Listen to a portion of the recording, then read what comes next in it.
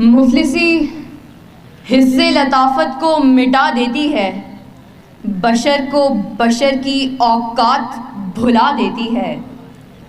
آؤ اس ماں کی زبانی بھی کوئی بات سنے، روز بچوں کو جو بھوکا ہی سلا دیتی ہے۔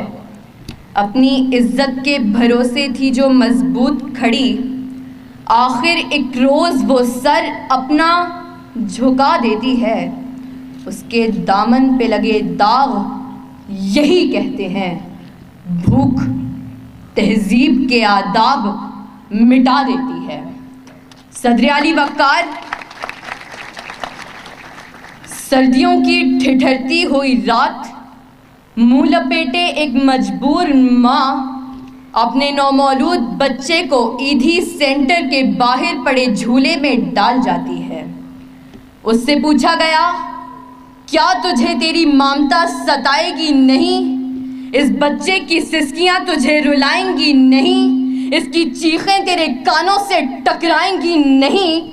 تو کپ کپاتے ہوئے ہونٹوں سے جب مجبور ماں یہ جواب دیتی ہے کہ میں اپنے پیٹ کی بھوک تو برداشت کر سکتی ہوں، مگر اس بچے کا بھوک سے بلکنا مجھ سے دیکھا نہ گیا، تو اس پر یہ کہنا بجا بنتا ہے کہ خاک میں ماں کی محبت کو ملا دیتی ہے، بھوک تہذیب کے آداب مٹا دیتی ہے۔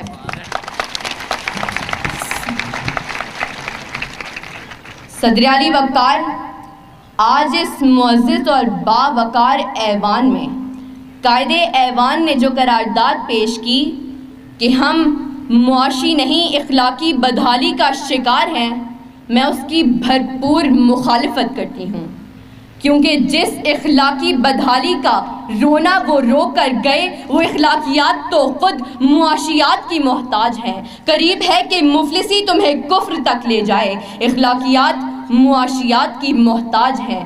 آئیے دلائل سے بات کرتے ہیں۔ روٹی کے چند ٹکڑوں اور قابل گزارا دودھ کی قلت سے تھر پارکر میں دم توڑنے والے مجبور بچوں کا اصل مسئلہ اخلاقیات نہیں معاشیات ہے۔ اسی شہر لاہور میں غربت سے تنگ آ کر بشرا نامی خاتون اپنے 2 معصوم بچوں کے ساتھ چلتی ہوئی ٹرین سے ٹکرا جائے تو اس کا اصل مسئلہ اخلاقیات نہیں معاشیات ہے۔ زرد چہرہ، آنکھیں اندر کو دھسی ہوئی اور بڑھاپے کی وجہ سے پورے جسم پر جھریاں لیے نشتر اسپتال ملتان کے باہر فقط 2 کلو آٹے کے عوض خون بیچنے والے بوڑھے کا اصل مسئلہ اخلاقیات نہیں معاشیات ہے۔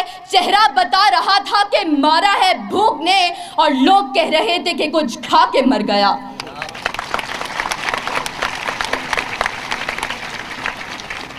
صدر علی وقار تنگ دستی، بھوک اور ابتر معاشی حالات اعلیٰ اخلاقیات کی ضد ہیں۔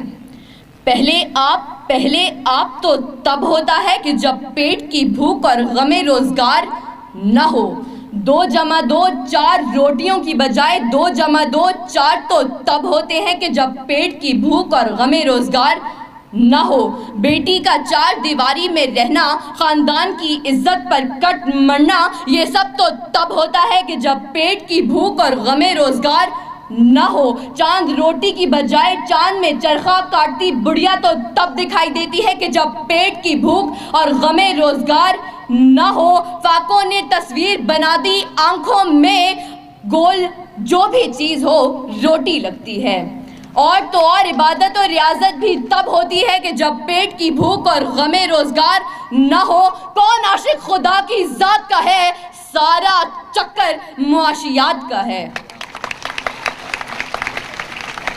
صدر علی وقار، آئیے زمینی حقائق کا جائزہ لیجئے۔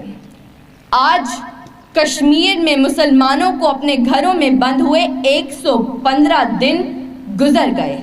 ہم نے اخلاقیات کا مظاہرہ کرتے ہوئے اقوام متحدہ میں قراردادیں پیش کی تو اسلامی ممالک نے پاکستان کی حمایت کے بجائے ہندوستان کی حمایت کی۔ تو کیا اس کی اصل وجہ یہ ہے کہ ہم اخلاقی پستی کا شکار ہیں؟ نہیں صدر علی وقار، ہرگز نہیں، بلکہ اصل وجہ تو یہ ہے کہ ہم معاشی طور پر کمزور ہیں۔ اس کمزوری کا علاج بھارت کی عالمی معیشت ہے۔ ہمیں یہ بات تسلیم کرنی ہوگی کہ ہم اخلاقی نہیں بلکہ معاشی بدحالی کا شکار ہیں، کیونکہ یہ اخلاقیات تو خود معاشیات کی محتاج ہیں۔